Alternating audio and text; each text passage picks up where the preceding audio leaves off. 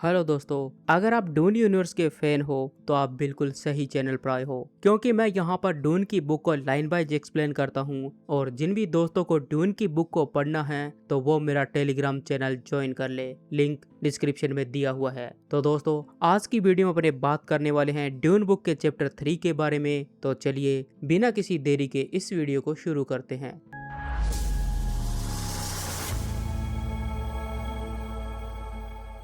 इस चैप्टर की कहानी की शुरुआत होती है प्रिंसेस इरुलान के द्वारा कहे गए कुछ शब्दों के साथ, जिसमें वो आलिया अट्रेडिस के बारे में बताती है। यहाँ पर आलिया अट्रेडिस, जिसे saint Alia of the knife के नाम से भी जाना जाता है, वह एक रेवरेंड मदर के पर्सनैलिटी और उसके जीवन की गहराइयों को समझा रही है। और उसमें आलिया कहती है, एक रेवरेंड मदर को एक रागिनी की जैसी मोहक और आकर्षक चालाकियां और एक कुंवारी देवी की जैसी अछूत गरिमा को अपने अंदर बनाए रखना होता है। जब तक उसका यौवन और उसकी सुंदरता रहती है तब तक वह इन खूबियों का संतुलन बनाए रखती है। जब युवावस्था और सुंदरता चली जाती है तो वह अब उस तनाव और संतुलन के बीच के स्थान को बदलकर चालाकी और रिसोर्सफुल का स्रोत बना लेती है। पॉल अट्रेडिस की परीक्षा के दिन कैसल केलाडन में सूर्यास्त होने वाला था। हेलन मोयम और जेसिका एक कमरे में बैठे थे, जबकि पॉल पास के एक साउंड प्रूफ मेडिटेशन चेंबर में प्रतीक्षा कर रहा था। जेसिका खिड़की के पास में खड़ी थी और बाहर घास के मैदानों और नदियों के उस पार के सनसेट के रंगों को देख रही थी, और फिर भी ऐसे लग रहा था कि मानो जैसे उसे नहीं देख रही हो। उसने रेवरेंड मदर का सवाल तो सुना, लेकिन जैसे सचमुच में उसने नहीं सुना, क्योंकि जेसिका का ध्यान कहीं और था। जेसिका को बहुत साल पहले की कठिन परीक्षा की याद आई, जब एक दुबली पतली लड़की जिसके सुनहरे रंग के बाल थे और वह प्यूबर्टी से होने वाले बदलावों से परेशान थी, वह वालाक 9 पर बने हुए बेने जेसरेट स्कूल की प्रोटेक्टर और सुपीरियर रेवरेंड मदर हेलन मोयम के अध्ययन कक्ष में दाखिल हुई। जेसिका ने अपने हाथ को देखा, अपनी उंगलियों को मोड़ा और उस पुराने दर्द, डर और गुस्से को याद किया और धीरे से बोली, बेचारा पॉल। तब हेलन मोयम ने कहा, मैंने तुमसे एक सवाल पूछा था जेसिका। जेसिका ने अपना ध्यान अतीत की यादों से हटा लिया और रेवरेंड मदर की ओर ध्यान दिया, जो कि 2 खिड़कियों के बीच में पत्थर की दीवार पर पीट करके बैठी थी।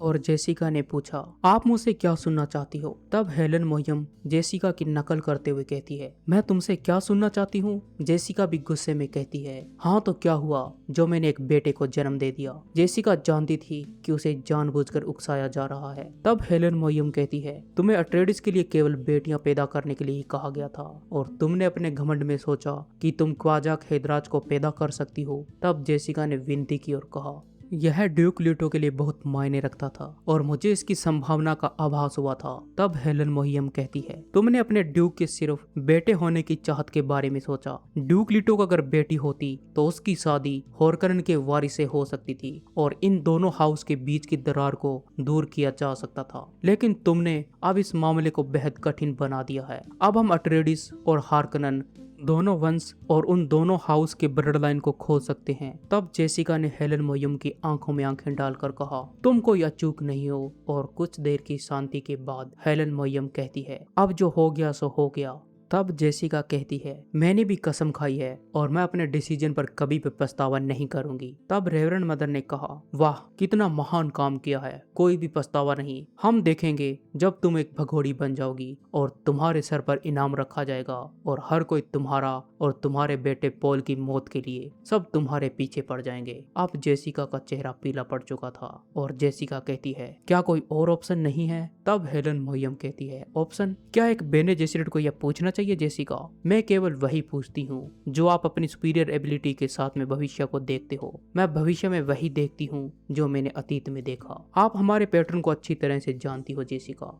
यह प्रजाति अपनी मौत और डर को जानती है और यह प्रजाति अपने जेनेटिक्स के ठहराव से डरती है। बिना किसी प्लान के जेनेटिक को मिलाने की इच्छा अब उनके खून में है। The imperial, the Chaum company और सभी ग्रेट हाउस बाढ़ के रास्ते में तैरने वाले टुकड़ों के अलावा कुछ भी नहीं है। अब जेसिका कहती है, चॉम कंपनी? मुझे लगता है कि यह पहले से तय हो चुका है कि वो अराकिस से मिलने वाले प्रॉफिट को आपस में कैसे बांटेंगे। तब हेलन मोयम कहती है, चॉम क्या है? यह तो हमारे समय में एक मौसम बताने वाली कंपनी थी एम्परर और उनके दोस्तों के पास अब चोम कंपनी के डायरेक्टरशिप के लगभग 60% वोट पर कमांड है और निश्चित रूप से अब उन्हें आगे प्रॉफिट ही दिख रहा होगा। और जैसे जैसे दूसरे हाउस भी उसमें प्रॉफिट को देखेंगे तो वो भी इंपीरियल के लिए वोटिंग करेंगे और इससे द इंपीरियर और द चोम कंपनी और भी ज्यादा ताकतवर हो जाएगी। यह इतिहास का पैटर्न है लड़की। तब जेसिका कहती है, बिल्कुल यही तो मुझे चाहिए था, इस हिस्ट्री का रिव्यू। तब हेलन मरियम कहती है, मजाक मत करो लड़की, तुम भी मेरी तरह अच्छी तरह से जानती हो कि हमारे चारों ओर कौन कौन सी ताकतें हैं। हमारे पास 3 पॉइंट सिविलाइजेशन है। पहला द इंपीरियल हाउस होल्ड, जो कि लेंसरार्ड के सभी ग्रेट हाउस के खिलाफ बैलेंस बनाए हुए है, और उनके बीच में दूसरा द स्पेसिंग गिल्ड, जिसका इंटरस्टेलर ट्रांसपोर्टेशन में मोनोपोली है, और तीसरा पॉलिटिक्स में यानी कि द बेने जेसिट, और बेने जेसिट इन तीनों में सबसे ज्यादा अनस्टेबल है। अब जेसिका कहती है, बाढ़ के रास्ते में ड्यूक लीटो और उसका बेटा पॉल अट्रेडिस है, तो इसका मतलब ये हुआ कि द इंपीरियल और द स्पेसिंग गिल्ड और चोम कंपनी के सामने ड्यूक लीटो और पॉल अट्रेडिस कुछ भी नहीं है। तब मरियम कहती है, चुप रहो लड़की, तुम जिस रास्ते पर चल रही हो उसकी पूरी जानकारी तुम्हें थी। तब जेसिका कहती है, मैं तो एक बेने जेसिट हूँ और मेरा अस्तित्व केवल सेवा करने के लिए है। तब हेलन मरियम कहती है, ये तो तुमने सच कहा जेसिका, और बस अब हम यही उम्मीद कर सकते हैं कि ये सब अब कोई भी बड़े हादसे में ना बदले, हम दोनों मेन ब्लड लाइन को बचा सके।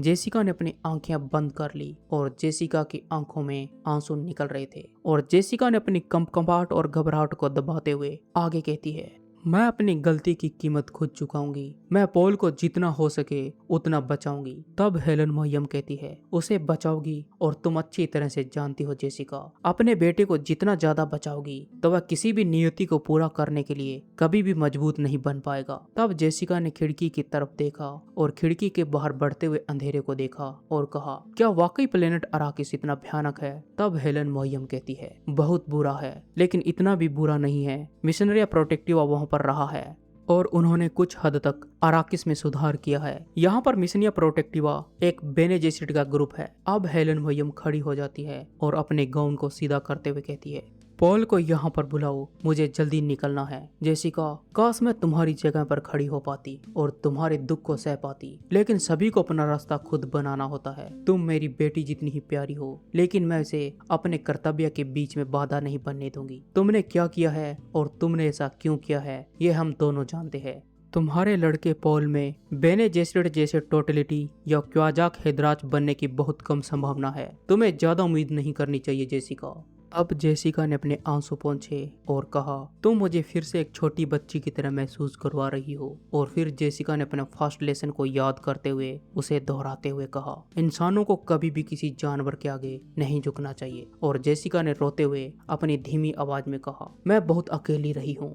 तब हेलन मरियम कहती है, सभी इंसान लगभग अकेले ही रहते हैं। अब तुम लड़के पॉल को बुलाओ। उसका दिन उस टेस्ट के बाद में बहुत लंबा और बहुत डरावना रहा होगा, लेकिन अब उसे याद करने और सोचने का समय मिल गया होगा, और उसके सपने के बारे में मुझे कुछ सवाल पूछने हैं। अब जेसिका पॉल के रूम में जाकर पॉल को हेलन मरियम के सामने लेकर आती है। जब पॉल ने हेलन मरियम को देखा तो उसकी आंखों में एक अजीब सी सावधानी छा गई, लेकिन इस बार पॉल ने उसे सम्मान के साथ में सिर झुकाया और जेसिका ने पीछे से दरवाजा बंद कर दिया। हेलन मरियम कहती है, यंग मैन, चलो आपके सपने के बारे में बात करते हैं। तब जेसिका पूछती है, क्या तुम हर रात को सपने देखते हो पॉल? तब पॉल कहता है, मैं हर सपने को याद रख सकता हूँ, लेकिन कुछ सपने याद रखने लायक नहीं होते हैं और कुछ याद रखने लायक होते हैं। तब हेलन पूछती है, कल रात तुमने सपने में क्या देखा था? क्या यह सपना याद रखने लायक था? तब पॉल कहता है, हाँ। और पॉल ने अपनी आंखें बंद कर ली और अपने सपने के बारे में बताता है, मैंने एक गुफा का सपना देखा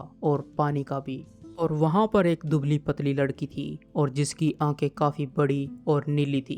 पॉल ने अपनी आंखें खोली। तब हेलन मरियम कहती है, पॉल, अब मुझे सब सच सच बताओ, क्या तुम्हें ऐसी चीजों के सपने आते हैं जो बाद में सच हो जाते हैं, जैसा कि तुमने सपने में देखा था? तब पॉल कहता है, हाँ, मैंने उस लड़की के बारे में पहले भी सपने देखे हैं। तब हेलन मरियम कहती है, क्या तुम उसे जानते हो? मुझे उसके बारे में और बताओ। तब पॉल ने फिर से अपनी आंखें बंद कर ली और आगे अपने सपने के बारे में बताता है, हम चट्टान के बीच में एक छोटी सी जगह पर है जहाँ पर एक शेल्टर है और यहाँ पर लगभग रात हो चुकी है, लेकिन यहाँ पर बहुत गर्मी है और मुझे रेत के कण दिखाई दे रहे हैं और हम किसी चीज का इंतजार कर रहे हैं ताकि हमें कुछ लोगों से मिल सकूं। और वह लड़की बहुत डरी हुई है और मुझे छुपाने की कोशिश कर रही है और वह कहती है मुझे अपने होमवर्ल्ड के पानी असूल के बारे में बताओ। तब पॉल ने अपनी आंखें खोली और कहा, क्या यह अजीब नहीं है? मेरा होमवर्ल्ड प्लेनेट केलाडन है और मैंने कभी भी यहाँ पर असूल नाम के पानी के बारे में नहीं सुना।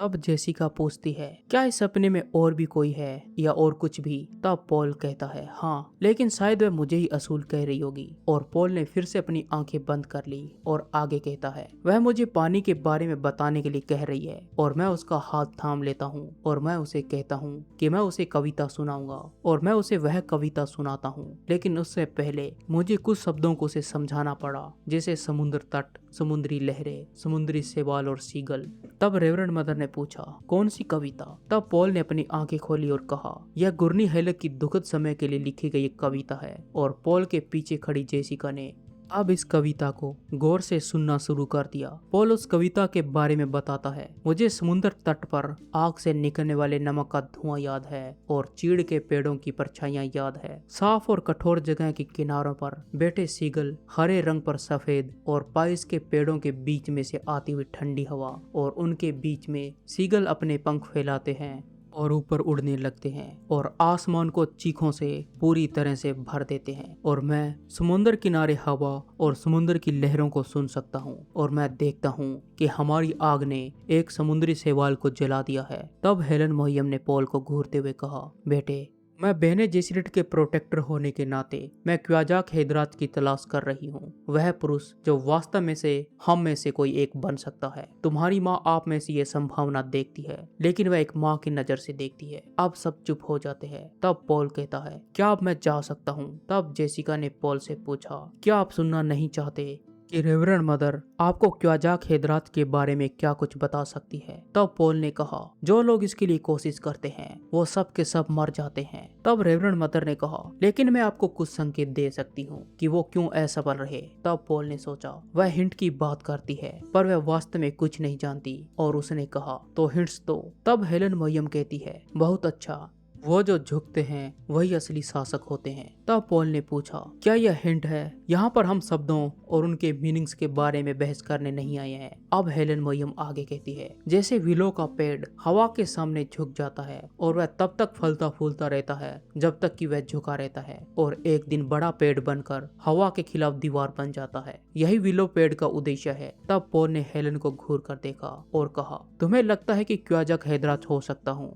तुम मेरे बारे में बात करते हो, लेकिन आपने मेरे पिता की मदद करने के बारे में एक भी बार नहीं बात कही। मैंने तुम्हें मेरी माँ से बात करते हुए सुना था और तुम ऐसे बातें कर रहे थे कि जैसे मेरे पिता मर गए हो। तब हेलन मोहियम कहती है, अगर तुम्हारे पिता के लिए कुछ किया जा सकता था तो वो हम जरूर करते बेटा। हम तुम्हें बचा सकते हैं, लेकिन तुम्हारे पिता के बारे में कुछ भी नहीं कर सकते। जब तुम इस फैक्ट को एक्सेप्ट करना सीख गए हो तो तुमने एक रियल बेने जेसिरेट होने का एक सबक सीख लिया है। तब पॉल ने देखा कि इन शब्दों ने उसकी माँ को पूरी तरह से झंकोर के रख दिया है, और फिर उसने हेलन मोहियम को घूर कर देखा और पॉल ने अपने मन में सोचा, उसके पिता के बारे में कोई ऐसे कैसे कह सकता है? उसे इतना यकीन कैसे है? अब उसका मन गुस्से और आक्रोश से भर गया। तब हेलन मोहियम ने जेसिका की ओर देखा और कहा, तुम उसे उसी तरह से ट्रेन कर रही हो जिस तरह से मैंने उसके संकेत देखे हैं। अगर मैं तुम्हारी जगह पर होती तो मैं भी ऐसा ही करती और नियम कायदे कानून भूल जाती। यहाँ पर हेलन मोहियम बेने जेसिरेट की स्पेशल ट्रेनिंग के बारे में बात कर रही है, और हेलन मोहियम आगे कहती है, ट्रेनिंग के रेगुलर ऑर्डर को इग्नोर करने के लिए मैं तुम्हें चेतावनी देती हूँ। इसे अपनी सुरक्षा के लिए